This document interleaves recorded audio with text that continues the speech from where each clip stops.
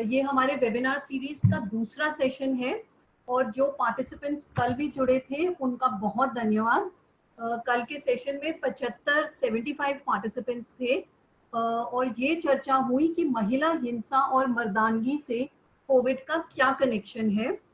हमारे टीम और कई और पार्टिसिपेंट्स ने शेयर किया कि पुरुषों के साथ काम करने में वो कौन सी स्ट्रैटेजीज हैं जो वायलेंस को कम करने में लाभदायक हैं, उसके क्या चैलेंजेस हैं और ये भी बात हुई कि आगे क्या किया जा सकता है।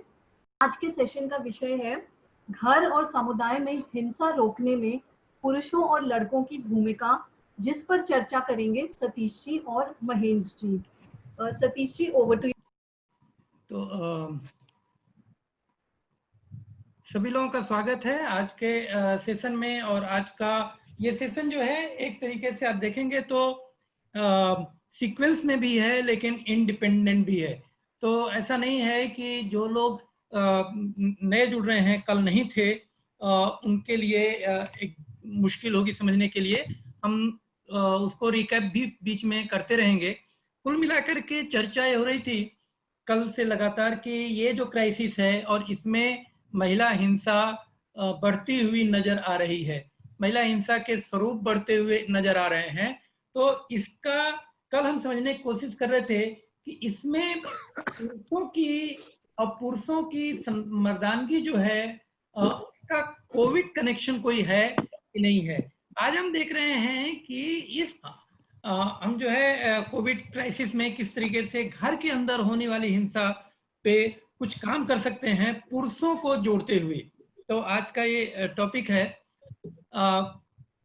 तो जैसा आप देख रहे हैं, एक तो कि हम अभी तक जो काम करते आए हैं और आप लोग जो काम कर रहे हैं उससे हम एक कलेक्टिव ये निकालने की कोशिश करेंगे, समझने की कोशिश करेंगे कि अभी तक किस तरीके से पुरुषों को और लड़कों को जोड़ा जाता रहा है, उसके क्या परिणाम रहे हैं महिला हिंसा पे या बच्चों पे होने वाली हिंसा को रोकने में। और दूसरा, हम इस आज जो है कुछ क्या किया जा सकता है इसको लेकर के।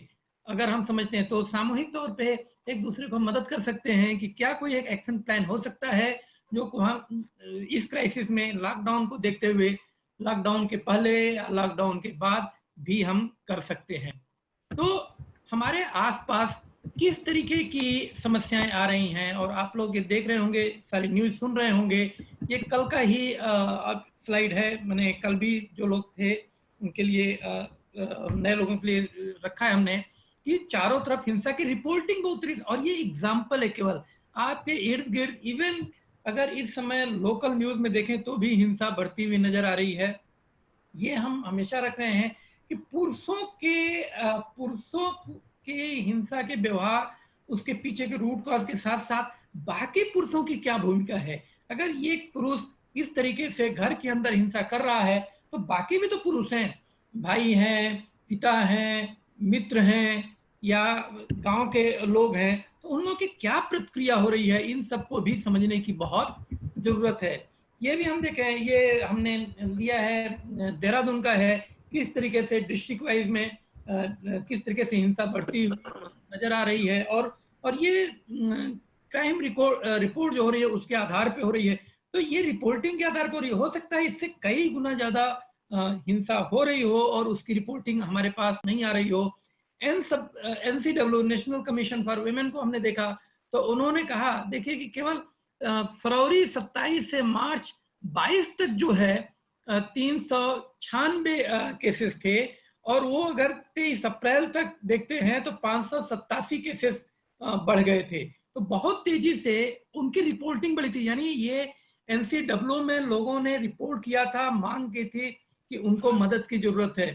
और NCW का जो रिपोर्टिंग है उसमें घरेलू हिंसा तो है ही है, साइबर क्राइम भी बहुत तेजी से बढ़ रहा है। लोग ऑनलाइन जो है बहुत ट्रोल कर रहे हैं, बहुत छेड़छाड़ कर रहे हैं, लोगों के साथ बहुत ही हरसमेंट हो रहा है।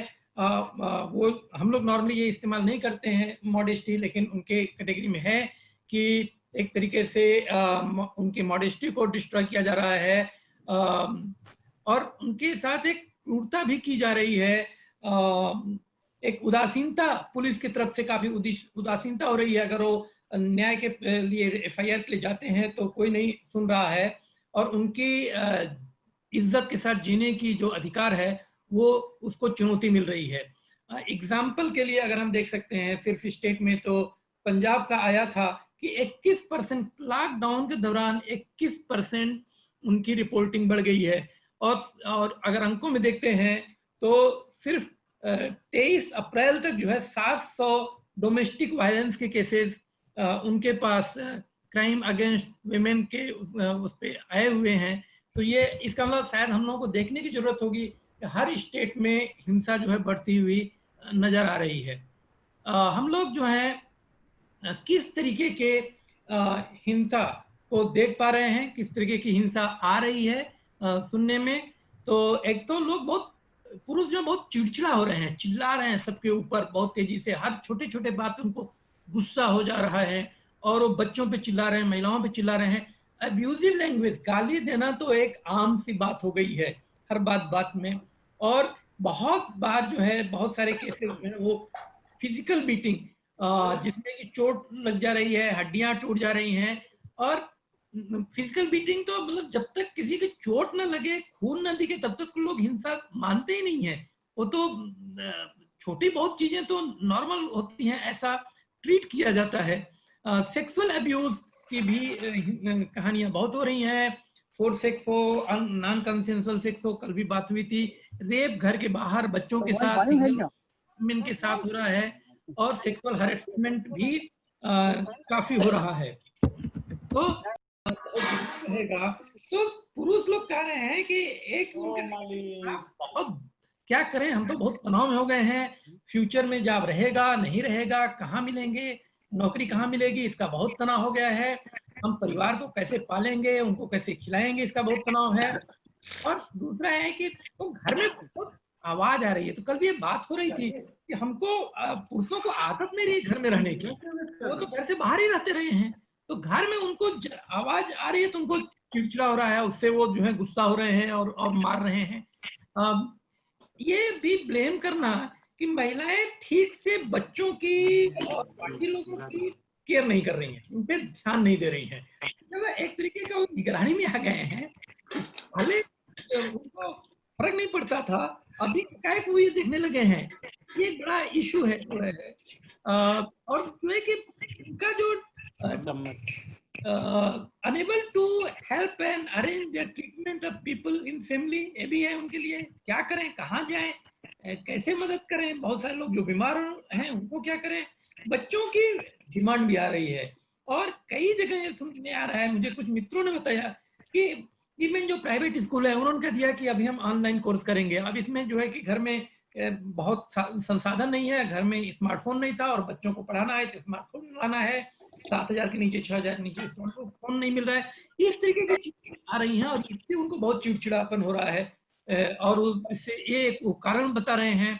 और दूसरा कि उनको कभी आदत ही नहीं रही है घर में काम करने की। असल में कहें तो आदत क्या है, घर में काम करना सामाजिक तौर पर स्वीकार ही नहीं रहा है, उनको एक कमतर पुरुष माना जाता रहा है।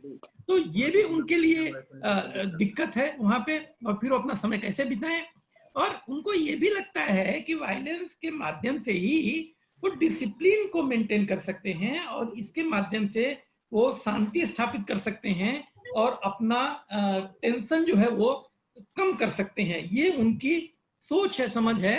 और ये जो है ये जो जस्टिफिकेशन है, ये घर के अंदर और घर के बाहर दोनों तरफ से ये जो सतीश जी, राजीव नमस्कार, मैं जतन से बोल रहा हूँ। जी हाँ, नमस्कार जी। जी, मैं एक बात है, क्योंकि काफी सारे साथी हैं जो आज भी जुड़े हैं अलग अलग जगहों से, तो उनका भी स्वागत करता हूँ। और एक कल वाली बात को मैं फिर से रिपीट करूंगा, क्योंकि यहाँ पे अभी बहुत ज्यादा उसका संदर्भ भी आया है कि जब हम हिंसा की बात कर रहे हैं तो जरूरी नहीं कि वो शारीरिक हिंसा ही हो रही है। बहुत सारी जगह पे चुप रह के या फिर अपने साथी से बात नहीं करते हुए भी एक भावनात्मक और मानसिक हिंसा और या फिर यातना दी जा रही है उनको। और वो मेरे ख्याल से शारीरिक हिंसा से ज्यादा खतरनाक है, जैसा कि देखने में आ रहा है कि डिप्रेशन में जा रहे हैं, और जो अबोला हो रहा है घरों के अंदर वो बहुत ज्यादा तकलीफ दे रहा है आपके पार्टनर को जी। तो ये एक मैं जोड़ना चाह रहा था जो शादी कल। हाँ जी आ रही है, बोलिए। हाँ सर, नमस्कार, मैं प्रवीण जतन से इसी अभी जो चित्तौड़गढ़ से हमारे साथी ने जो ऐड किया उसी में हम थोड़ा ऐड करना चाहेंगे कि एक सबसे बड़ी जो यहाँ पे देखने को मिल रही है, अगर हम अपने परिक्षेत्र की बात करें तो रोजगार जो है सबसे बड़ी जो खासकर जो मैं कल भी बताया था कि जो पावर वाली चीज जो आ रही है कि हमारे पास रोजगार नहीं है और उससे जो खिन्नता है, और ये लगभग हर लेवल में देखी जा रही है कि मतलब जिनकी सैलरी ये मान के चलिए कि सिक्योर है, या प्रधानमंत्री जी ने या हमारे राजनेताओं ने जो घोषणा किया है कि किसी की सैलरी नहीं काटी जाएगी, लेकिन वहां पर भी अनिश्चितता है। मतलब एक सिक्योरिटी की जो बात है, अनिश्चितता है कि कल को क्या होगा। तो एक तो वो खुंदक है, दूसरी साथ साथ एक पक्ष, ये मैं मीडियम फैमिली की बात कर रहा हूँ, एक दूसरा पक्ष है जो अपने ठेला चला के या गोलगप्पे का दुकान खोल के या एक मतलब एक जमीनी स्तर पे काम करके, फ्रंट लाइन पे काम करके, और वो अपने परिवार का लालन पालन कर रहे हैं। तो अभी सिर्फ ये देखने को मिल रहा है कि जो जैसे बेलदार मजदूर थे, एक और नया सीन आपको आपके साथ में शेयर कर रहा हूँ कि जैसे जो बेलदार थे या कोई ईंट पे काम करते थे, कोई इस तरीके से, उनके पास कोई रोजगार नहीं मिला। एक रोजगार सिर्फ है कि किसी से सब्जी का ठेला खरीद के और सब्जी लाके और फिर उसको बेच रहे हैं। इस स्थिति में ये हो गया कि जो भी मजदूर वर्ग थे वो लगभग 80% सब्जी ही बेच रहे हैं। तो आपस में भी उनका एक खींचातानी हो गया कि मैंने सब्जी बेचा तो तूने क्यों बेचना शुरू कर दिया, क्योंकि लोगों के पास रोजगार नहीं है, ढूंढ रहे हैं, तो एक अनिश्चितता है। और उस बीच में अगर फैमिली के सदस्य जैसे बच्चा हो या मिसेज हो अपने पापा से या अपने हस्बैंड से बात करते हैं, तो वो चिड़चिड़ाता हुआ जो जवाब होता है वो एक घर में कलह का एक घर होता है जो हिंसा रूप में परिवर्तित हो जाता है। Thank you. Thank you. तो हम लोगों को मैं इसीलिए हर जगह से लेने की भी बात कर रहा था। अब हम लोग की जिम्मेदारी होगी, हम लोग भी ये एनालाइज कर रहे हैं कि ये जो इनके जो जस्टिफिकेशन थे ये आज के नए नहीं हैं। ऐसा नहीं है कि ये जस्टिफिकेशन पहले नहीं थे और आज उठ गए हैं, इसलिए हमको इस जस्टिफिकेशन पे ही पूरा बदलना पड़ेगा। क्या ये जस्टिफिकेशन कहीं जो है बहाना तो नहीं है इसको लेकर के? निश्चित रूप से लोग संघर्ष कर रहे हैं। घर के बाहर संघर्ष बहुत तेजी से चल रहा था और उसमें बहुत फेल हो रही है। उनकी मर्दानगी क्राइसिस में आ गई है और उनको समझ में नहीं आ रहा है। तो अपनी असफलता को छुपाने का कहीं प्रयास तो नहीं हो रहा है, अपनी कमजोरी को कहीं छुपाने का प्रयास नहीं हो रहा है। हम नया क्यों नहीं, जो पूरा प्रश्न है, बाहर की परिस्थितियां तो हम नहीं बदल सकते, तो बदल क्या सकते हैं? अंदर कर रहे थे तो क्या बदलाव आ रहा है? हमने कुछ आंकड़े रखे अपने क्षेत्र से। हमने झारखंड का रखा कि पिछले एक साल में ये 2 साल का 2.5 साल का था, और उसमें देखा कि हम अगर जो ग्रुप के साथ, पुरुषों के साथ काम कर रहे थे, तो पूरे काम करने के बाद एक तेजी से बदलाव आया था। उसको लेकर के कोशिश की, और हम देखें कि अगर हमने अभी उत्तर प्रदेश में, वेस्ट बंगाल में 2.5 साल का जो प्रोग्राम था और उसमें देखा तो 25.2% जो है सभी वायलेंस में जो है पूरे वायलेंस में रिडक्शन हुआ है। आज हम 25.2 देखते हैं तो बहुत कम दिखता है, लेकिन अगर हम इसका इंटरप्रिटेशन देखते हैं तो जहां पे 71% लोग वो कर रहे थे और उसमें से अगर 25% कम हो जाता है तो ये बहुत ज्यादा होता है, 1/3 से उससे ज्यादा। Thank you. मैं कह रहा हूँ कि ये फिर हम देखें तो 25.2 पॉइंट जो है, परसेंट पॉइंट जो है, ये वायलेंस में इमोशनल वायलेंस में हुआ है, और 25.5 जो है पॉइंट जो है ये फिजिकल वायलेंस में हुआ है। और अगर हम ये देखते हैं तो ये 34% से, अगर हम देखते हैं 34% से 25% घट जाता है, तो ये तो बहुत ही ज्यादा घट जाता है। यानी कि करीब करीब 67% के आसपास जो है लोग वायलेंस करना कम किए हैं। और ये जो हैं ये महिलाओं से भी लिया गया है इसका। और ये आंकड़े जो है महिलाओं के आंकड़े हैं, तो पुरुषों के सेल्फ कमिटेड सेल्फ डिक्लेयर आंकड़े नहीं है, ये महिलाओं ने बताया है कि इतने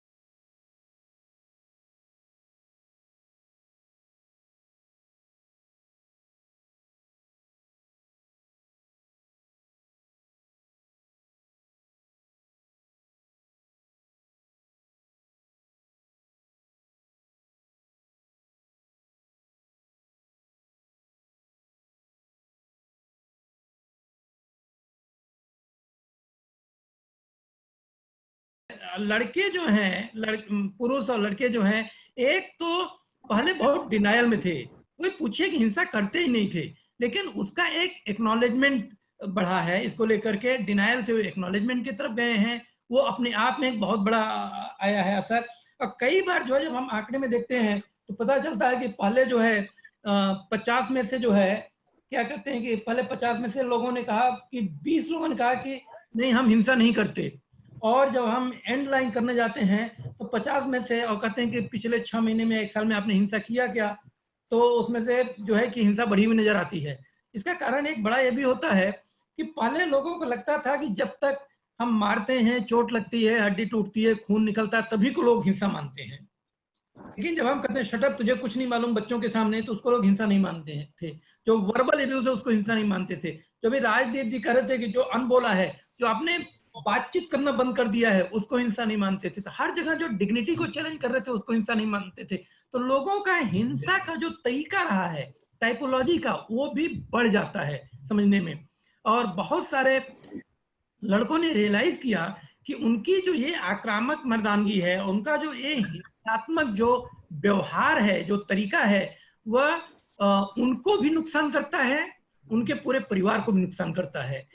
ये फिर उनको समझ में आया कि वायलेंस जो है वह किसी भी प्रॉब्लम को सॉल्व करने का तरीका नहीं हो सकता है। ये एक ये कल है हमारा कलकत्ता का एक है, वहाँ पे इस परिवार में हिंसा होती थी, और रेगुलर हिंसा कभी कभी कुछ रेगुलर भी होती थी, कुछ जो है कुछ टाइप की, तो कभी कभी जो बड़ी हिंसा वो लोग कहते थे होती थी। और धीरे धीरे ये व्यक्ति काम करने लगा और लोगों के साथ जुड़ा, और उसको समझ में आया कि हम एक रिस्पॉन्सिबल, उसको समझ में आया कि रिस्पॉन्सिबल स्पाउस क्या है, रिस्पॉन्सिबल हस्बैंड क्या है, रिस्पॉन्सिबल पिता क्या है। तो इसने तय किया कि हम खुद कैसे करें। इसमें लोगों ने उसको मदद की, और वो जो है ये आगे बढ़ करके जो है इन्होंने तो अपनी वो की एक हिंसा से बढ़ करके अपनी जॉइंट प्रॉपर्टी पूरे रजिस्टर की, और एक अलग तरीके का रोल मॉडल बनने का तय किया। तो इसका मतलब कि जिस दिन व्यक्ति तय करता है उस दिन से बदलाव शुरू हो सकता है।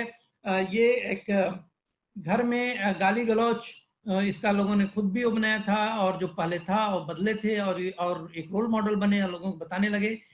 ये इंटरेस्टिंग था। पार्टनर का मतलब पत्नी ने बताया था कि माताजी कह रही थी कि इसके परिवर्तन बदलाव का कोई जो कारण है, कोई असफलता तो नहीं है, इसमें कोई कमजोरी तो नहीं आ गई है।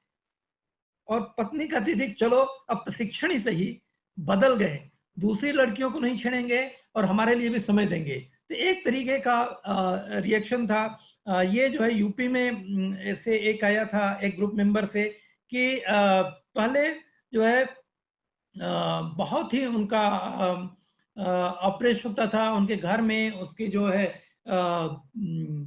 उसके घर के दूसरे लोग जो थे उसको बहुत दबा के रखते थे, उसकी इज्जत नहीं करते थे, उसको बहुत खराब से व्यवहार करते थे पूरे परिवार वाले। ये मत करो, वो मत करो, रोका टोकी, और बाद में ये तुम्हारा नहीं है, इसको तुम क्यों कर रहे हो, इस तरीके से बातचीत करते थे।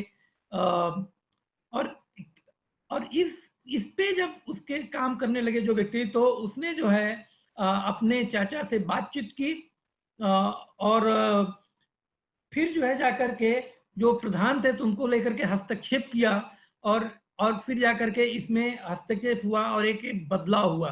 तो बदलाव संभव है, घर के अंदर मिल रही है। तो हमने क्या सीखा, व्हाट इज लर्न कि डोमेस्टिक वायलेंस के बारे में, एक तो सभी पुरुष हिंसक नहीं है, बहुत सारे पुरुष थे, लेकिन बहुत सारे पुरुष जो हैं अपने जो भी पितृसत्तात्मक जो भी व्यवस्था है, जो भी सामाजिक नॉर्म है, उन्हीं को पूरा करते हैं और एक तरीके का प्रिस्क्राइब रोल में रहते हैं और सभी चुप्पी रखते हैं। तो कोई कभी किसी को बोलता नहीं है, तो ये नहीं पता चलता कि मेरे हिंसा के विरोध के कदम का विरोध हो रहा है या नहीं हो रहा है। तो एक ये आया। दूसरा हम लोगों को समझ में आया कि ये जो पूरा मैनहुड जो है उसका और अपने मैनहुड को साबित करने के लिए जो हमेशा वायलेंस के माध्यम से पुरुषों पे, महिलाओं पे, अदर सेक्शन पे लोग अपनी मर्दानगी साबित करते हैं, अपना पुरुषत्व दिखाते हैं, ये एक बड़ी समस्या है। और इसलिए उनके साथ इस पे वो इसको बदलना शुरू कर सकते हैं। जो सोशल सैंक्शन है डोमेस्टिक वायलेंस का, उस पे काम करने की जरूरत होती है और वो रोकने से ये रुकने लगता है, डोमेस्टिक वायलेंस रुकने लगता है। ये प्राइवेट मैटर नहीं है, ये एक बहुत मुद्दा है। लोग हमेशा कहते हैं, कोई भी जाता है कहते हैं तुम क्यों पढ़े हो, ये मेरे घर का मामला है, तुम्हारे घर का, तुम इसमें क्यों पढ़ रहे हो, तुम्हारा इससे क्या संबंध है। तो ये प्राइवेट मैटर नहीं है। ये लड़कों को ये बहुत मजेदार है कि लड़कों को अगर जिम्मेदारी में बना के रखना है, जिम्मेदार बनाना है, डिसिप्लिन बनाना है, अनुशासन रखना है, उनको रफ और टफ बनाना है, तो मारना तो पड़ेगा ही। और ये अगर हम लोग अपने बचपन से भी देखें थे, ये स्कूलों में भी बहुत होता था। गुजरात में देखता कि जितने जितने डंडे पड़ते हैं उतने जैसे जैसे डंडे पड़ते हैं वैसे वैसे विद्या जो है कि हमेशा एक डिनायल का बहुत बड़ा रहा है। तो इसलिए दरी को उठाने की, कारपेट को उठाने की जरूरत है, तब जाकर के पता चलेगा कि उसके नीचे कितना छुपा हुआ है। बाहर से नहीं दिखता है, घर के अंदर बहुत दिखता है। और अभी हम किसी से बात भी कर रहे हैं तो लोग कह रहे हैं नहीं एकदम ठीक है, कोई हिंसा नहीं हो रही, लेकिन उसको बहुत अंदर जाकर के देखना होगा, कहीं उसमें डिनायल तो नहीं है। फिजिकल वायलेंस जो है केवल जब तक चोट न पहुंच रही हो तब तक तो जो है स्वीकार ही रहता है। जब चोट पहुंचे, मतलब फिर अरे इतना तो नहीं मारना चाहिए था, जब लोग इतना नहीं मारना चाहिए था, इसका मतलब क्या है, थोड़ा सा मारना चाहिए था। तो इस पे एक प्रश्न खड़ा करने की जरूरत होती है लोगों की। इसका मतलब कि लोगों का जो मैं बात कर रहा हूँ, जो टाइपोलॉजी है वायलेंस के बारे में, जो नैरो टाइपोलॉजी है कि बस इतना ही वायलेंस है, उसको हाँ, हम लोग जो देखे थे कि सिर्फ यहाँ पे मेंस ग्रुप रहता है तो हिंसा रोकने में हम उतना उसका इफेक्ट नहीं देख रहे थे। पर धीरे धीरे जब विमेन्स ग्रुप भी स्ट्रेंथेंड हुए, क्योंकि हमारे एरिया में, परिचिति के एरिया में पहले ज्यादातर जगह पे पहले मेंस ग्रुप बने फिर विमेन, तो जब विमेन्स ग्रुप स्ट्रेंथेंड हुए तो वो भी एक जरिया बने हिंसा को रोकने में। अब स्ट्रॉन्ग मेंस ग्रुप और वीमेन्स ग्रुप, अभी हम जो कर रहे हैं एक विजिलेंस के तौर पे एक मॉनिटरिंग कर रहे हैं। महिलाओं के साथ भी हम बातचीत कर रहे हैं और पुरुषों के साथ भी हम बातचीत कर रहे हैं और वो साइमल्टेनियसली कर रहे हैं।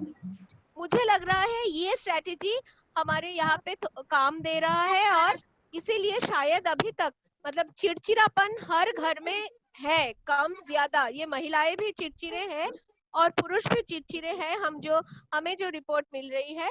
पर हिंसा जो फिजिकल और साइकोलॉजिकल और या मेंटल वायलेंस या वर्बल अब्यूज, वो उसके रिपोर्ट अभी तक हमारे एरिया से नहीं। जी सर, नमस्ते सर सभी को। हम ये कह रहे हैं कि जो हम लोगों ने हमीरपुर में काम किया था समर्थ फाउंडेशन के साथ मिलकर के, तो उसमें इस लॉकडाउन के प्रोसेस में भी हमारे बहुत सारे समानता साथी हैं जिनमें अभी घर में कोई कलह नहीं हुई है या झगड़ा नहीं हुआ है। लेकिन जो पड़ोस के गांव है जहां हमारा काम नहीं था, वहां पे अभी परसों ही एक पुरुष ने जो है फांसी लगा ली, सिर्फ इसी को लेकर के, सब्जी को लेकर के घर में लड़ाई हुई और वो फांसी लगा ली। तो इस तरह की घटनाएं आ रही हैं। लेकिन जहां हम लोगों ने काम किया है वहां बहुत घरों में पुरुष साथी इस माहौल में भी अपने परिवार में पत्नी का साथ। हम लोगों को क्योंकि हम सारे एक्टिविस्ट हैं, आपस में भी हमको बहुत चर्चा करने की बहुत जरूरत है। अगर जब गांव में लोग ये कह रहे हैं कि भाई कि पहले लाइवलीहुड है और तुम हिंसा की बात क्यों कर रहे हो, इसका मतलब हिंसा उनको समस्या नहीं दिख रही है, लाइवलीहुड उनको समस्या दिख रही है। हम लोगों का तर्क ये भी है कि लाइवलीहुड महिलाओं का भी चला गया, बहुत सारी महिलाओं के भी हाथ के चले गए हैं और एडिशनल काम कर रही है महिलाएं। तो क्या उनकी जो समस्या हो गई है वो क्या मार रही है, क्या किसी के ऊपर हाथ उठा रही है, क्या चिड़चिड़ा हम सब लोग हो गए हैं, तनाव में सभी को बीमारी का डर है। मतलब पितृसत्ता का जितना तनाव पुरुषों पे रहा है, पितृसत्ता का उससे बहुत ज्यादा तनाव महिलाओं पे रहा है। ये हम लोगों को समझना, ध्यान रखना बहुत जरूरी रहेगा।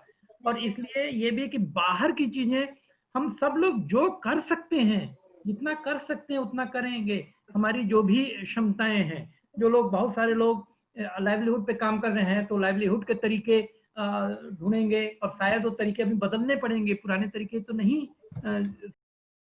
जाना पड़ेगा। ये एक दूसरा एक बड़ा जो है आर्थिक समझ भी रखना पड़ेगा लोगों को। तो हम लोगों को ये थोड़ी चर्चा करनी पड़ेगी, बाहर में जो तनाव है, बाहर के जो कारण है, उस पे हम क्या कर सकते हैं और उसकी बहुत बड़ी सीमाएं हैं। अगर लॉकडाउन है तो हम लोग लॉकडाउन नहीं तोड़ सकते, हम रोड पे जाएंगे तो मार खाएंगे, लोग भी, पुलिस भी वैसे बर्ताव करेगी। हम लोग उसके लिए सरकार के साथ जितना आर्ग्यू कर सकते हैं कोशिश करें करने के लिए। लेकिन ये जो घर के अंदर जो पितृसत्तात्मक जो सोच है, जिसके कारण कोविड पितृसत्ता मिलकर के पुरुषों को भी बर्बाद कर रहा है। पुरुष भी मरने के लिए कितने, आपने हमीरपुर से साथी ने कहा कि वो आत्महत्या कर लिए, कल मैंने भी कहा कि कई ने आत्महत्या की है, बहुत सारे आत्महत्या करते जा रहे हैं। तो वो खुद भी नुकसान पहुंचा रहे हैं और महिलाओं को तो जीना हराम कर रहे हैं। तो इस पे हम संवेदनशीलता क्या बढ़ा सकते हैं? तो हमने जो समझ थी, जो हमने बदलाव दिखे हैं, उनके जो हमारे तरीके हैं काम करने के, हो सकता है ये सारे तरीके अभी न लागू हों, क्या कुछ लागू किए जा सकते हैं, क्या नहीं किए जा सकते हैं, हम लोग तय करेंगे। हम लोगों ने अभी तक जो तरीका था, एक तो एक प्लेटफॉर्म देना उन लोगों को कि अपने जो व्यवहार को, अपने बिलीफ को, अपने प्रिविलेज को री एग्जामिन करें, वो जांचें, वो रिफ्लेक्ट करें कि वो जो कर रहे हैं वो गलत कर रहे हैं, और इसके लिए समय लगता है। दूसरा हम लोगों ने किया कि जब वो बदलने जाते हैं, अल्टरनेटिव रोल को लेते हैं, तो फिर हम उनकी मेंटरिंग करते हैं, तो आपस में भी वो मेंटरिंग कर सकते हैं, ताकि लगातार उनको भावनात्मक सपोर्ट, वैचारिक सपोर्ट, फॉर्म से सपोर्ट देते रहें, ताकि, और वो, क्योंकि बाहर ऐसा रोल नहीं है पुरुषों का। जैसे कई माँ ने कहा एक केस में, कुछ कमी आ गई है क्या, कि आजकल वो बहुत तेजी सुन रहा है, घर में सुन रहा है। तो अगर इसका मतलब जो सामाजिक स्वीकार्यता जो है, जो नॉर्म है, उसी को बदलना है। तो उसको बदलने के अगर हम मेंटरिंग का मदद करेंगे तो एक रोल मॉडल करेंगे, एक पहले तो नमूना भी पेश करना पड़ेगा बाहर। दूसरा जो है कि एक दूसरे को अकाउंटेबल, एक दूसरे के व्यवहार को अकाउंटेबल, अपने व्यवहार से अकाउंटेबल रखने के लिए पीयर मदद कर सकता है। पीयर कह सकता है भाई देख तू ये गलत कर रहा है, वो समझा भी सकता है, काउंसिल भी कर सकता है, उसका आईना भी दिखा सकता है। लेकिन आईना तो दिखाने के लिए कोई न कोई व्यक्ति चाहिए, और पीयर सबसे अच्छा कर सकता है, क्योंकि उसके बीच में पावर रिलेशन थोड़ा कम है। अगर पत्नी वो आईना दिखाए थे तो और भी मुश्किल उसको होने लगता है कि तू कौन होती है मुझे ये बताने के लिए मुझे कैसा होना चाहिए, कैसा नहीं होना चाहिए। दूसरा कि कम्युनिटी एजुकेशन और कैंपेन जो है, इंटरेक्टिव मीडिया जो है, वह बड़े पैमाने पे सोशल मैसेजिंग के लिए एक व्हीकल हो सकता है, एक माध्यम हो सकता है, जो हम लोगों ने किया है सब। और कम्युनिटी एक्शन जो है बहुत जरूरी है। न्यू जेंडर सोशल नॉर्म के लिए व्यक्तिगत तौर पे क्या करेंगे, सामूहिक तौर पे क्या करेंगे, पब्लिक एक्शन क्या लेंगे, महिलाओं के हिंसा के खिलाफ हम पंचायत में जाएंगे, हिंसा के खिलाफ हम नारेबाजी लगाएंगे, कि हिंसा के खिलाफ हम जो है कि मेला करेंगे। जो भी हिंसा के खिलाफ समझाने के लिए कर सकते हैं, ये ब्रेकिंग साइकिल, चुप्पी तोड़ने के लिए कर सकते हैं, वो हम लोगों ने किया। तो ये हमारे कुछ बदलाव थे। तो अभी हम फिर से करेंगे। अब आप लोग सुझाइए कि क्या इस लिमिटेशन में, हम जानते हैं कि बाहर लॉकडाउन है, लॉकडाउन खुल भी जाएगा तो स्थितियां बहुत नहीं बदलने वाली हैं, बहुत ऊपर नीचे हो गया है, पूरी सिस्टम बदल गई है। इस सिस्टम में हर व्यक्ति को नए तरीके ढूंढने हैं। तो इन सब को देखते हुए पुरुषों के साथ इंगेज करना है, और हिंसा हमारी एक बड़ी समस्या के रूप में हम देख रहे हैं। हम सब लोग हिंसा पे काम करते हैं, तो हम क्या कर सकते हैं पुरुषों के साथ, सुझाव आमंत्रित हैं। हेलो जी सतीश जी सर, हाँ, जतन से प्रवीण बात कर रहा हूँ। मुझे जो लग रहा है सर, अभी तक के अनुभव के आधार पर हमें चाहिए कि हम अपने स्तर से परिवार में एक सकारात्मक संवाद स्थापित हो जी। हाँ, मुझे मतलब अगर व्यक्तिगत तौर से देखा जाए, जो हम देख पा रहे हैं, चाहे वो हम अपने व्यक्तिगत खुद के परिवार में देखूं या समुदाय में देख पा रहे हैं, और जो हमारा बैक अनुभव रहा है तो फर्स्ट चीज तो आपने एकदम क्लियर कर दिया कि अभी तक हिंसा क्या है, और जब वो चांटा या डंडे पड़ते हैं तो ही हम उसको एक्सेप्ट कर रहे हैं कि वो हिंसा है।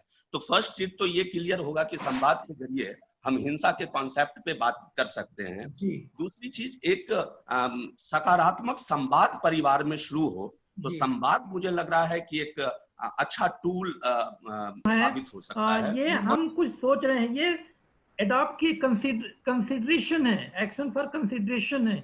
ये जरूरी नहीं है कि ये प्रिस्क्रिप्शन नहीं है, ध्यान रखें। लेकिन हमारे दिमाग में जो आता है कि जो करने की जरूरत है, जो अभी प्रवीण भाई जो कह रहे हैं, और उसको इसमें आप लिस्ट में जोड़ दें।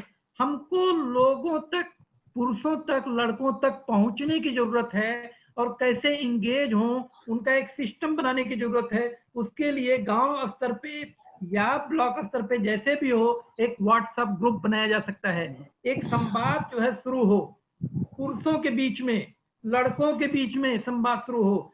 घर में इंकरेज किया जाए कि घर के अंदर जो है एक सकारात्मक संवाद शुरू हो। एक कल हम लोगों ने बहुत बात की थी कि इसमें हमको ऊर्जा बढ़ानी है, लेकिन हमको हिंसा के को रोकने की तरफ भी इंगेज करना है। कल ये भी उदाहरण आया था कि जो लोग इस समय काम में जुड़ गए हैं, उनके घर में हिंसा कम हो रही है। उनको, क्योंकि पुरुषों को लग रहा है कि वो अभी भी कुछ उनका मूल्य है। असल में पुरुष अभी सोच रहे हैं उनका मूल्य ही खत्म हो गया है, उनकी जिंदगी ही खत्म हो गई है। तो ये एक तरीका हो सकता है, उनको इनकरेज करें कि वो पीयर के शेयर करें, डिस्कस करें। हिंसा बच्चों के साथ, महिलाओं के साथ होने वाली हिंसा को रोकने के लिए प्रेशर बनाए, किया जा सकता है। ये हम कम्युनिटी लेवल पे अभी बता रहे हैं कि क्या किया जा सकता है, क्या सुझाव है किया जा सकता है। पुरुषों को इनकरेज करें कि वह एक न्यू जेंडर नॉर्म है सेट करने के लिए, परिवार में, कम्युनिटी में नया जेंडर नॉर्म क्या रहेगा, इसके बारे में वो कोशिश करें, कदम उठाएं। और जो उनको जानकारियां मिल रही हैं, सकारात्मक जानकारियां, पॉजिटिव मैसेज, उनको वो एक दूसरे को फैलाने का काम करें। हम लोग वीडियो बना रहे हैं, ऑडियो बना रहे हैं, नारे बना रहे हैं, तो ये हम लोग भेज रहे हैं, तो वो उनको भेजा जा सकता है, उनको एक साथ और एक दूसरे से बढ़ाया जा सकता है। ये जो ग्रुप मेंबर जब एक साथ जुड़ रहे हैं, तो वह अगर उनको कोई केस मिलता है, दिखलाई पड़ता है कोई हिंसा केस है, तो उसके सबसे नजदीक जो सर्विस प्रोवाइडर हैं उनके या सोशल ऑर्गेनाइजेशन है जो महिला के साथ और बच्चों के साथ काम कर रहे हैं, या उनके लिए जो हेल्पलाइन बनी हुई है, उनके तक पहुंचा सकते हैं। दूसरा कि उनको इंस्पायर करें कि समुदाय में जो सर्वाइवर है, जो भुक्तभोगी हिंसा का, उसके तक पहुंचें, उसके साथ खड़े हों, उसको कहें कि हम आपके साथ हैं और आपके साथ जो हो रही है वो गलत है, और इसके लिए हम आवाज उठाएंगे। और उनको ये भी इंकरेज करें कि गांव की जो अथॉरिटीज है कम्युनिटी के आसपास, वो कैसे इमीडिएट प्रॉब्लम में क्या मदद कर सकती है, एक्सेस में क्या मदद कर सकती है, उसकी मॉनिटरिंग में वो थोड़ा हमको इंगेज हो सकते हैं। तो ये कम्युनिटी लेवल के कुछ काम है, इसमें आप लोग जितना भी जोड़ें वो जुड़ सकता है। परिवार के लेवल पे, ग्रुप के लेवल पे, पंचायत के लेवल पे, अलग अलग जो भी संभव है। लेकिन हम इसके साथ हम लोग ये भी सीखते हैं कि इंस्टीट्यूशन लेवल पे कुछ करना पड़ेगा, केवल समुदाय पे नहीं रहेगा। तो हमको इसका मतलब कि जिले में जो काम कर रहे हैं लोग, उनको एक अगर कोऑर्डिनेशन मैकेनिज्म बनाए तो मदद हो सकती है, क्योंकि एक बड़ी समस्या है। जिले में जितने लोग काम कर सकते हैं उनके बीच में क्या कोऑर्डिनेशन हो सकता है, जिले में क्या कोई एक लेवल का हब बनाया जा सकता है जिसमें कि एनजीओ है, इन्फोर्समेंट अथॉरिटी हैं, सर्विस प्रोवाइडर हैं, या जितने भी डिस्ट्रिक्ट के बाकी स्टेक होल्डर हैं, उनको मिला करके हब बनाया जा सकता है। फिर उनको उम्मीद है कि जो हमारे साथी लोग हैं, जो एक्टिविस्ट हैं, वह शायद उनको व्यक्तिगत एक इंटरेक्शन करना पड़ेगा। ये जो सर्विस प्रोवाइडर है उनके साथ, अथॉरिटी के साथ, उनके साथ एक बताना पड़ेगा कि हम क्या कर रहे हैं, उनको बताएं, हमारे जो मटेरियल हैं, आपके जो प्रयास हैं उनको बताएं, क्योंकि आप जब रेफर करेंगे तो वो उनके तक जाएगा। तो हमारा काम एक रेफर का है, जब फील्ड से आती है तो उनको रेफर करना होगा, और जो केसेस आ रही हैं उनको ट्रैक भी करना होगा, उस रेफर का फॉलोअप भी करना होगा, उसमें क्या हुआ हिंसा को रोकने के लिए, और इन सब की प्रक्रियाओं को मॉनिटर करना पड़ेगा, थोड़ा डॉक्यूमेंट करना पड़ेगा कि इसकी कहानियां क्या हो रही हैं, सक्सेस कहानियां क्या हैं, चैलेंजेस क्या हैं, उसको आपस में डिसमिनेट करने की जरूरत है।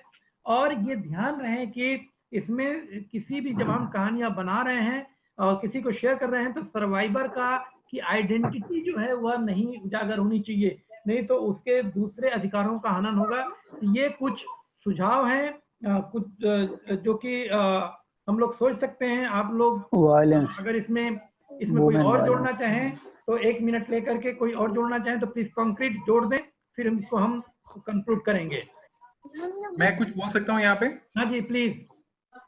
जी सर, वैसे काफी अच्छे सुझाव आए हैं। जैसे प्रवीण जी ने भी बताया कि एक संवाद एक बहुत अच्छा तरीका हो सकता है, और क्योंकि अभी अब वीडियो हम क्लोज कर रहे हैं तो ज्यादातर हम एक्शंस के ऊपर ही देख रहे हैं कि आगे क्या हो सकता है। तो मेरा एक सुझाव है कि जिस तरह से रिमझिम जी ने कल के कॉल के बाद में एक ईमेल शेयर किया था जिसमें ज्यादातर डिटेल्स जो संवाद हुआ था उसको शेयर किया था, तो मैं कुछ लिंक रिमझिम जी को भेज रहा हूँ। बहुत अच्छा सीरीज शुरू हुआ है अभी यूट्यूब के ऊपर, जो कि घर पे संवाद कैसे स्थापित करना है उससे संबंधित है, या पुरुषों को किस तरह से इन चीजों से बाहर निकाला जा सकता है, वो मैं आपसे शेयर करूंगा। मेरे ख्याल से वो लगभग जितने भी साथी हैं उनके पास में आराम से चला जाएगा। बिल्कुल, बहुत अच्छा सर, बहुत अच्छा, ये बहुत ही जरूरी है।